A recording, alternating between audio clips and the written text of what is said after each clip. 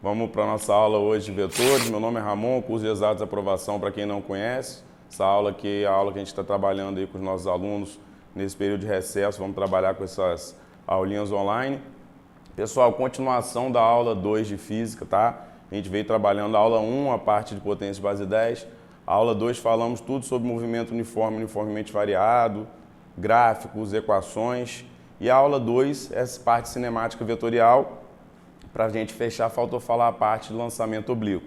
Antes de a gente começar a falar de lançamento oblíquo, fazer um resuminho rápido aqui para vocês sobre a parte de vetores que a gente já falou nas aulas, mas eu quero dar uma reforçada. Quando dois vetores apontam na mesma direção e no mesmo sentido, o vetor resultante ou vetor soma é só somar o módulo dos dois vetores. Então eu tenho aqui dois vetores A e B apontando na mesma direção e sentido. O vetor soma pode ser trabalhado com os vetores partindo de um mesmo ponto, como vocês estão vendo aqui, ou colocando um vetor na ponta do outro. O vetor soma é o vetor que vai do início do primeiro até o final do último. Então é só somar os dois AB que você encontra o módulo do vetor soma. Quando dois vetores estão na mesma direção em sentidos opostos, se eu quiser até falar de ângulo aqui, esses dois vetores aqui eles são paralelos, o ângulo entre eles aqui é 0 grau. Esses dois vetores aqui são opostos, o ângulo entre eles é 180 graus, se eu quiser falar de ângulo também, que a questão pode trabalhar isso, falar que o ângulo entre dois vetores é 180 graus, eles são opostos. Para achar o vetor soma, eu posso organizar dessa maneira, com dois vetores partindo do mesmo ponto, ou colocar um na ponta do outro que vai dar no mesmo. O vetor soma, ele vai do início do primeiro vetor até o final do último vetor, e o módulo do vetor soma é o módulo do vetor B, que é o maior, menos o módulo do vetor A, que é o menor, apontando sempre na direção do maior. Então, se você parar para analisar como força, por exemplo, que é uma coisa que a gente vai trabalhar muito nas próximas aulas, a partir da aula da semana que vem, a gente vai começar a trabalhar a lei de Newton, trabalhar força. Se duas forças atuam sobre um corpo apontando na mesma direção, no mesmo sentido, a força resultante, no caso a soma dessas forças, vai ser simplesmente somar o módulo das duas. Já se duas forças estão apontando na mesma direção em sentidos opostos, o vetor soma a força resultante vai ser a diferença da força maior menos a força menor, apontando quem vai ganhar a força maior, então vai apontar na direção dela. Se eu tenho dois vetores perpendiculares entre si, formando entre si um ângulo de 90 graus, o vetor soma ou vetor resultante, eu vou determinar pelo teorema de Pitágoras, que vai fechar um triângulo retângulo aqui, onde esses dois vetores serão os catetos do triângulo e o vetor soma, o vetor resultante, vai ser a hipotenusa. Então, hipotenusa ao quadrado é igual a soma dos catetos ao quadrado. Aqui, você pode representar de duas maneiras. Tem esse método que nós chamamos do método do paralelogramo, que não é nada demais, é só você fazer uma paralela ao vetor B na ponta do vetor C, faz uma paralela do vetor C na ponta do vetor B, vai fechar um paralelogramo. A diagonal desse paralelogramo vai ser o vetor resultante. Então, isso aí a gente já tinha falado, então estou só relembrando que a gente vai precisar aplicar algumas coisas aqui. E por último, uma coisa que talvez o pessoal teve mais dificuldade durante as aulas, em algumas questões, lei dos cossenos. Muita gente fica na dúvida, Ramon, lei dos cossenos, o sinal no meio da fórmula é mais ou menos. Na matemática, o professor de matemática, ele sempre trabalha com menos no meio da fórmula, que a lei dos cossenos ela se aplica ao quê? Para você achar o lado de um triângulo quando ele não é retângulo. Se ele for retângulo, você vai aplicar o teorema de Pitágoras. Agora, se você tiver dois lados de um triângulo e o ângulo entre eles, você pode achar esse terceiro lado aplicando essa lei que nós chamamos de lei dos cossenos. E ela começa igual ao teorema de Pitágoras. Uma das deduções do teorema de Pitágoras é pela lei do cosseno. Se o ângulo entre os vetores é 90 graus, o cosseno de 90 é zero, todo esse produto aqui vai zerar. Então, do menos para lá vai sumir, você vai cair no teorema de Pitágoras. Então, uma das maneiras de deduzir o teorema de Pitágoras é através da lei dos cossenos que está aí. Só que, às vezes, em algumas situações, a gente acaba tendo que trocar o sinal do meio da fórmula. Isso é muito comum em física. E muitos alunos ficam assim, Ramon, na matemática eu uso menos no meio da fórmula, na física eu uso mais. Não é assim que a gente aplica. A nossa ideia aqui no curso é sempre explicar a vocês como que se faz para você nunca ficar negócio de decoreba, porque decoreba, uma hora ou outra, você acaba caindo em pegadinha e perdendo a questão. O que acontece? Se eu organizo os vetores dessa maneira aqui, quando eu quero calcular, vamos dizer assim, o lado oposto ao ângulo que é dado na questão, eu tenho um triângulo e quero calcular esse lado do triângulo aqui conheço os outros dois lados e conheço o ângulo entre eles. Eu vou aplicar a lei dos cosseno como ela é na matemática, com menos no meio da fórmula. Em física, tem algumas situações que a gente chama de vetores concorrentes. O que os vetores são concorrentes? É uma concorrência, eles disputam entre eles. Isso é muito aplicado aqui. Campo elétrico, campo magnético, a gente vai estudar. Vetor aceleração, vetor velocidade, vetor força. Quando que eu identifico isso? Quando os dois vetores têm a mesma origem. Geralmente, quando você está fazendo uma questão de lei de Newton, que a gente vai estudar mais para frente, você representa as forças saindo do mesmo ponto, no centro do corpo. Então, quando as forças partem de um mesmo ponto, você acaba tendo que aplicar essa outra situação, que é a seguinte maneira, galera. Vou fazer aqui pelo método do paralelogramo. Vou fazer uma paralela A na ponta do vetor E aqui. Vou fazer uma paralela E na ponta do vetor A. Fechei esse quadrilátero aqui. O vetor soma. Aqui está o ângulo θ entre os vetores, vou colocar aqui mais abaixo aqui. O vetor soma ele vai dar origem cortando a diagonal desse quadrilátero, desse paralelogramo. Aí o que acontece? Se eu quero trabalhar com esse ângulo θ que foi dado aqui. Se eu pegar esse vetor E e deslocar ele para a ponta de A, para fazer o que a gente fez em todos os casos aqui, ó, coloca um vetor na ponta do outro, o resultante vai do início do primeiro até o final do último. Se eu pegar aqui e colocar esse vetor E na ponta do vetor A que está aqui, esqueci de desenhar aqui, desenhar rapidinho, o que vai acontecer? O ângulo entre os vetores que era θ, ele não vai ser mais θ, ele vai ser o que nós chamamos de suplemento de θ. O que é o suplemento de θ? Aí Ronaldo vai trabalhar isso aqui mais com vocês na parte de trigonometria, vou falar só para a gente poder chegar na situação. Ângulos suplementares são ângulos que somados dão 180 graus. Então, ó, isso aqui é o que falta para inteirar 180. Se eu somar esse ângulo aqui com θ, vai dar 180 graus. Então, vou chamar esse ângulo aqui de 180 menos θ, que somado com θ, logicamente, vai dar 180. Quando a soma de dois ângulos dá 180 graus, eles têm senos iguais e cossenos opostos. Ou seja, o cosseno de θ, o cosseno de 180 menos θ, ele é o oposto do cosseno de θ. O que é o oposto? Tem o mesmo valor, só que com sinal contrário. Beleza? Então, na hora de eu aplicar a lei do cosseno aqui, o que vai mudar? Se eu quiser continuar trabalhando com o ângulo θ, eu vou ter que trocar o sinal do meio da fórmula, que eu vou estar trabalhando, na verdade, com o suplementar dele, que é 180 menos θ. Então, ficaria assim, ó. O vetor soma, no caso S aqui, soma ao quadrado. Não vou colocar entre baixo, que é o módulo e tal, mas vou colocar direto aqui para adiantar. Soma ao quadrado é igual a ao quadrado mais e ao quadrado. Vou deixar o sinal aqui primeiro, depois a gente vai botar 2 vezes a vezes e vezes. Se eu trabalhar com o ângulo 180 menos θ, eu vou deixar o sinal de menos aqui.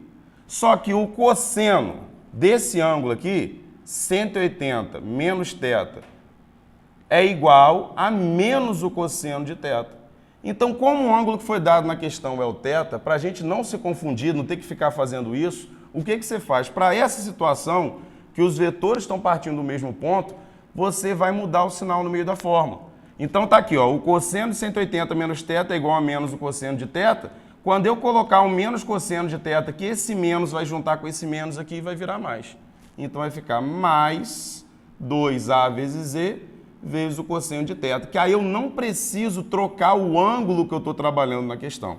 Então, é simplesmente uma nova forma de organizar os vetores que vai mudar o sinal no meio da fórmula.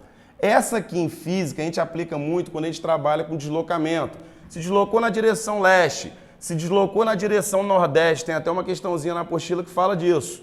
Eu vou ter que calcular esse lado do triângulo aqui, ó. Aí eu vou usar exatamente como é na matemática. Agora, a gente vai usar muito em força em campo. Se os dois vetores estiverem partindo da mesma origem, que é esse caso aqui que a gente chama de vetores concorrentes, inclusive em 2017 caiu uma questãozinha da FMC que se fazia exatamente assim, era só aplicar essa fórmula, tomando cuidado para não trocar o sinal do meio da fórmula. Então, basicamente é isso, revisãozinha de vetores para vocês. Vamos para a matéria de hoje, que é a parte de lançamento oblíquo. Nós estudamos na aula passada lançamento horizontal, que a gente não precisava se preocupar muito com questão de vetor, porque é basicamente o lançamento horizontal, o corpo é lançado horizontalmente e de repente ele começa a cair. Ele vai fazer só um pedaço da parábola da queda dele, combinando um movimento horizontal com um movimento de queda. A gente trabalhou que na horizontal o movimento é uniforme, na vertical o movimento é variado pela gravidade. Aqui é uma matéria que é um pouco mais complicada, mas qual é a dica, qual é o segredo daqui? Primeira coisa, galera, se a gente tiver duas coisas, dois elementos só, a gente vai calcular tudo em lançamento oblíquo. A gente precisa ter duas coisas. A gente precisa ter a velocidade de lançamento, que é esse V0 aqui. E o que acontece? No lançamento oblíquo, você vai ter um ângulo de inclinação.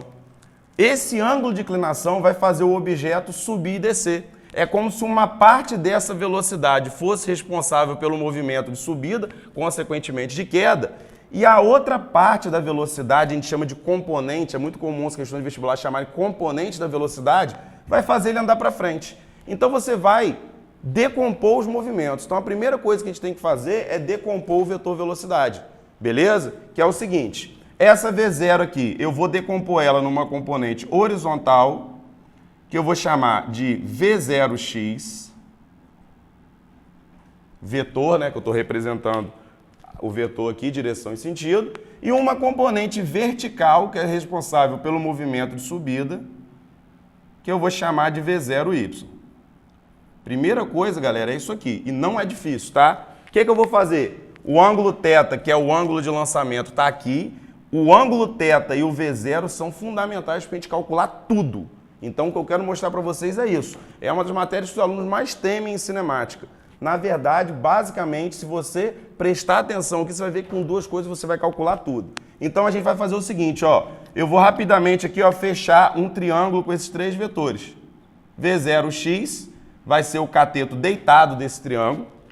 A V0y vai ser o cateto em pé desse triângulo. V0y. E a hipotenusa desse triângulo vai ser a V0. Por que eu estou fazendo isso? Então, a primeira relação que a gente tem aqui é o Teorema de Pitágoras, que é fácil, a gente já trabalhou aqui. Agora, a gente tem aquelas outras relações trigonométricas, seno, cosseno e tangente. O ângulo θ, que é o ângulo de lançamento, muito importante, ele está aqui. Primeira coisa, identificar quem é o cateto adjacente a θ, que vai ser a V0x, cateto adjacente, e quem é o cateto oposto a θ, que vai ser a V0y. Por quê? A gente vai ter que saber como que calcula V0x e como que calcula V0y para poder aplicar nas fórmulas de cinemática. Então, resumindo, rapidamente, o seno de um ângulo, ele é calculado pelo cateto oposto sobre a hipotenusa. A hipotenusa é a V0 que está oposta ao ângulo reto. Seno de θ, cateto oposto a θ, V0y, sobre a hipotenusa, que é a V0. Logo, V0y é igual a V0 seno de θ. Então, se eu quiser, uma das maneiras que até a gente, às vezes, o aluno usa para decorar isso mais fácil, cateto em pé, hipotenusa sem sono. Quem está em pé está sem sono. Então, V0y, V0, que é a hipotenusa, vezes seno de θ. Você calcula V0y. O cosseno de θ é o cateto adjacente a θ, que é a V0x, o cateto que está deitado, sobre a hipotenusa, que é a V0. Logo, isolo V0x, V0x vai ser igual a V0, vai para lá multiplicando, vezes cosseno θ. Então, os alunos usam muito isso para decorar esse cara aqui, ó. Cateto em pé, V0y, que é o vertical. Hipotenusa, sem sono. Cateto deitado, V0x. Hipotenusa, com sono. Então, aqui eu tenho a componente vertical e a componente horizontal da velocidade que vão entrar nas equações aqui. Começando aqui, galera, no eixo X eu tenho um movimento uniforme. Já ensinei para vocês no movimento uniforme, eu calculo distância multiplicando velocidade pelo tempo. Já falamos isso. A distância que ele percorre na horizontal é chamada de alcance do lançamento, que é esse deslocamento horizontal aqui. Esquece o que a parábola que ele está fazendo. Fragmentos, movimentos. Vamos pensar só na horizontal. Um movimento na horizontal é um movimento uniforme, com velocidade constante, distância, velocidade vezes tempo. Então, o alcance, que você pode representar pela letra x ou pela letra A maiúsculo, em qualquer vestibular e vários livros trabalham com essas duas letras, o alcance vai ser a V0x vezes o tempo que ele demora para percorrer isso daqui. Então, a única forma que eu tenho na horizontal, galera, é essa daqui.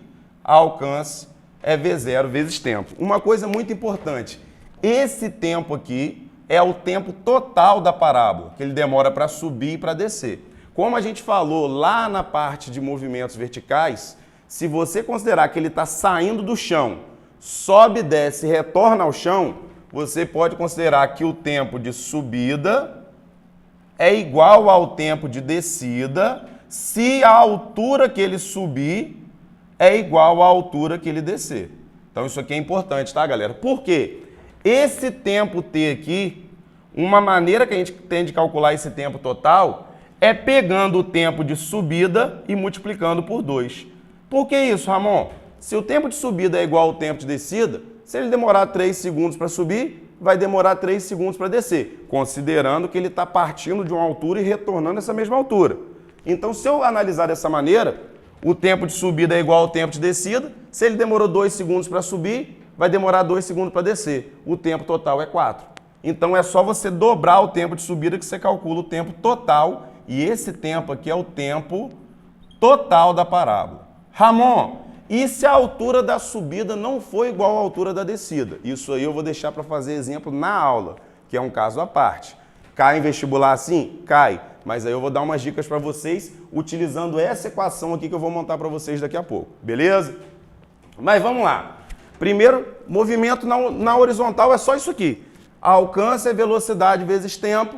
Eu calculo essa distância aqui que nós chamamos de alcance. Agora nós vamos para vertical. Vertical, basicamente, nós vamos trabalhar com 3 equações, que são a que a gente já estudou. Equação horária da velocidade, equação de Torricelli e equação horária do espaço, que nós vamos montar as 3 aqui bem rápido, que são coisas que a gente já sabe. Para a gente calcular o tempo de subida, vamos lá, nós vamos usar a equação da velocidade. Equação da velocidade, V é igual a V0 mais AT. Como eu estou falando em subida, eu estou falando em movimento na vertical. Quando ele sobe, a gravidade, a gente já viu que vai ter sinal negativo, que a gravidade atrapalha na subida. Então, o que vai mudar aqui? Ó? Adequando essa equação para o movimento de subida, ela vai ficar assim, ó. VY é igual a V0y menos GT. Então, na verdade, ó, as velocidades vão estar na vertical, porque eu estou considerando só o movimento vertical de subida, a gravidade negativa e esse tempo aqui é o tempo de subida. Tudo bem até aí? Aí, galera, só para finalizar aqui uma coisa que é muito importante, volta para cá rapidinho, que é o seguinte, esses vetores aqui, ó, se você parar para analisar, o vetor no eixo X, ele vai ter sempre o mesmo tamanho, porque no eixo X o movimento é uniforme. Então, ó, V0x no ponto mais alto, ele vai ter essa velocidade x aqui, V0x e V0x. Agora, quando você analisa o vetor VY, o que acontece? Ele aqui, ele tem o seu maior tamanho, porque é logo no lançamento. À medida que sobe, ele vai diminuindo de tamanho. E quando ele chega no ponto mais alto, que ele não consegue subir mais, essa componente da velocidade, que é a VY, é igual a 0. E depois, à medida que ele vai caindo, ela vai aumentando. Se você quiser aplicar também aquela relação que a gente ensinou aqui, ó, aqui ele vai descer um deslocamento D, aqui ele vai descer um deslocamento 3D, também pode fazer isso. Movimento uniforme, distâncias iguais em tempos iguais, uniformemente variado, D, 3D, 5D, 7D, pode ter questão que você vai usar isso, a gente já trabalhou isso. Mas enfim, o que eu queria mostrar para vocês? Que no ponto mais alto, a velocidade Y é 0. Então, igualando ela a 0, quando ele para de subir, ele não tem mais velocidade, 0 é igual a V0y menos GT, jogo esse GT para lá positivo, a gravidade vai descer para cá, aí você vai chegar nessa equaçãozinha aqui, ó. Tempo de subida é igual V0y sobre G. O que eu preciso para calcular o tempo de subida? V0y e a gravidade a gente já conhece. Como que eu calculo V0y? V0 seno de θ. Então, se eu tiver V0, tiver o ângulo θ, eu acho o tempo de subida. A altura máxima, equação de Torricelli. V ao quadrado é igual a V0 ao quadrado mais 2A vezes ΔS. Vy ao quadrado é igual a V0y ao quadrado menos, que a gravidade é negativa, 2GH. Esse cara aqui é zero, a velocidade final vertical é zero no ponto mais alto da subida. Zero. Vou jogar esse cara que está negativo para lá positivo. Vai ficar 2GH é igual a V0y ao quadrado. H é igual a V0y ao quadrado sobre 2G. Aqui, galera, é interessante você decorar essas equações. Por quê? Você calcula a altura e o tempo de subida só dependendo de duas coisas. V0 e seno do ângulo. Se você tiver a velocidade inicial e o seno do ângulo, você calcula o tempo de subida, consequentemente o tempo de descida, consequentemente o tempo total e a altura. Equação da altura em qualquer instante. Equação do espaço. S igual a S0 mais V0t mais AT ao quadrado sobre 2. Vai ficar H, em função do tempo, é igual à altura inicial mais V0yt menos GT ao quadrado sobre 2. Vou trabalhar isso aqui com vocês em exercício, como que se aplica ela. E por último, galera, tem uma relaçãozinha aqui que nós chamamos de alcance máximo, que eu não vou deduzir a equação com vocês, que depende de uma relação que nós chamamos, o Ronaldo vai trabalhar com vocês, chamada soma de arcos. Não tem necessidade de eu deduzir isso aqui, posso até deduzir em sala para vocês. Vou colocar a equação direto para a gente analisar, que é mais fácil. A gente precisa saber aplicar ela, não como chegar a ela. É uma equaçãozinha que o aluno tem que decorar. Quando cai no vestibular, se você souber a equação, você responde a questão. Então não tem segredo. Essa equação diz o seguinte: alcance máximo, como que a gente chega nela? A gente pega essa equação aqui, substitui essa relação do tempo de subida, só que dobrando ele, então 2V0y sobre g, e vai abrindo. Abre V0x, V0 cosseno, V0y, V0 seno, e vai desenvolvendo ela. Posso fazer com você em sala de aula, no final tem essa relaçãozinha de soma de arcos que o Ronaldo ensina para vocês mais para frente em trigonometria. Aí você vai chegar nessa equação aqui. Alcance é V0 ao quadrado vezes seno de 2θ sobre g. Você chega exatamente nessa relação aqui. O que é importante para a gente extrair dela? Primeira coisa que é importante para a gente extrair dela. Qual o ângulo que te dá o maior alcance? Vestibular pergunta muito isso.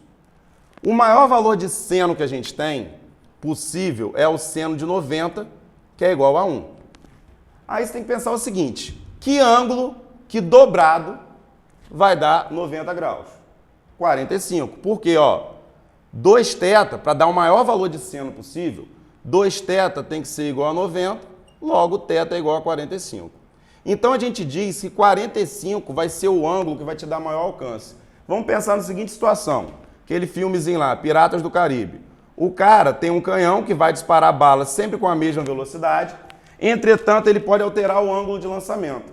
Se ele colocar o ângulo de 45 graus, independente da velocidade que as balas estão saindo, sendo elas mesmas, se ele colocar um ângulo aqui de inclinação de 45 graus, a bala vai cair mais longe possível. Por que ela vai cair o mais longe possível? Porque o maior valor de seno que a gente tem é o seno de 90, que é igual a 1. Só que como aqui o ângulo dobra, se eu colocar o ângulo de 45, 2 vezes 45 vai dar 90. Consequentemente, o maior valor disso aqui possível para uma mesma velocidade de lançamento vai dar 1, 45 vai ser o ângulo que a bala cai mais longe. Se eu colocar, por exemplo, 30 graus, a bala não vai subir tanto, logo vai cair. Se eu colocar 60 graus, a bala vai subir muito, mas não vai conseguir ir tão longe. E na próxima vez que eu for explicar para vocês, eu vou explicar que para 30 e 60 graus, a bala cai exatamente no mesmo lugar. Última relaçãozinha para a gente fechar a aula de hoje. Seguinte, outra paradinha que vocês acabam usando bastante, que é você também desenvolvendo essas equações. Se você fizer a razão da equação do alcance com a equação da altura, você vai chegar nessa relação aqui, ó. Tangente de θ é igual a 4H sobre A. A tangente do ângulo de lançamento é 4 vezes a altura dividido pelo alcance. Quando isso aqui cai no vestibular, se o aluno lembra dessa relação, ele acerta a questão. O que isso aqui é importante? O ângulo de alcance máximo, anotem isso aí, alcance máximo é o ângulo de 45, como a gente acabou de mostrar aqui. Se eu colocar aqui 45, a tangente de 45, se for lá na tabelinha 1, 2, 3, 3, 2, 1, aquela tabelinha que vocês aprendem na musiquinha, a tangente de 45 é igual a 1. Quando eu substituo 1 aqui na tangente de θ, 1 é igual a 4H sobre alcance, jogo A para lá multiplicando, o alcance é 4 vezes a altura. Exemplo de questãozinho de vestibular que pode cair. Um corpo é lançado segundo o ângulo de 45 e sobe uma altura máxima de 10 metros. Qual o alcance? 4 vezes a altura, 40 metros. Então, se você tiver certeza que o ângulo é 45, essa relação que o alcance é 4 vezes a altura, só vale para o ângulo de 45, porque a tangente de 45 é 1. Aí você vai chegar nessa relação aqui. Agora, para outros valores de ângulo, Ramon, e se o ângulo for 30? Tangente de 30, 4H sobre A. Aí já não vai ser mais 4 vezes. Beleza? Mas é uma relaçãozinha, são duas equações. Geralmente, lançamento oblíquo cobra-se muito o quê? Para finalizar, equação do alcance. Essa equaçãozinha tem caído bastante vestibular, mas essa aqui é que é mais cobrada. Vocês vão ver que muitas questões na apostila você vai ter que aplicar essa equação aqui. E outra coisa que é muito importante, chega para cá rapidinho, essa disposição dos vetores aqui. Saber que o vetor no eixo X é constante, que o movimento é uniforme, e saber que o vetor no eixo Y diminui na subida e aumenta na descida. Então a gente vai trabalhar muito em cima dessas questões aqui nos exercícios. Valeu, galera! Um abraço para vocês, bons estudos. Semana que vem tem mais.